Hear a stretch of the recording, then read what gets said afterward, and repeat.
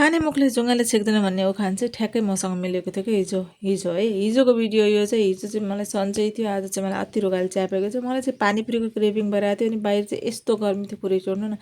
अनि मैले श्रीमानज्यूलाई जाम्न भन्दाखेरि नाइ म त गर्मी त जान्न, अनि खाँदिनँ पनि जाँदिनँ भने यतिकैमा म चाहिँ पानीपुरी भनेपछि म त निस्किहालेँ। यतिकैमा मैले आफ्नो सनस्क्रिन लगाएँ, गर्मी धेरै छ साथीहरू, अनि मुखलाई चाहिँ पुरा गुन्डाको जसरी बाँधेर मैले आफ्नो भटभटिया लिएर हिँडिहालेँ। अनि मलाई पानीपुरी खान मन लागेको थियो, अनि पानीपुरी भनेपछि रामबाबुको चाड भण्डारमा जाने थिएँ। तर त्यो दिन मेरो लक हेर न बन्द नै के। अनि अब आइसकेपछि केही न केही त खानु पर्यो भनेर सोचेर म चाहिँ गएँ हाम्रो धनगढीको फेमस सीताराम डेरीमा।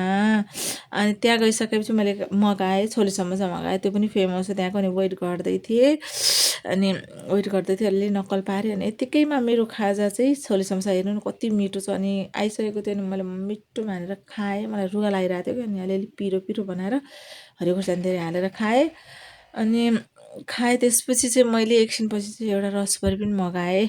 यसलाई के भन्छ, रसभरी नै भन्छन् क्या हो। अनि त्यो पनि खाएँ। अनि त्यत्तिकैमा मैले घरमा सबैको लागि पनि लगेर गएको थिएँ। अनि फेरि म आफ्नो भटभटिया लिएर, गर्मी हेर्नु न गाइज कति गर्मी थियो, पुरै चोर्नु। अनि घर पुगेँ। बाई बाई सबैजनाले मेरो भिडियो लाइक कमेन्ट गरिदिनु होला। By everyone.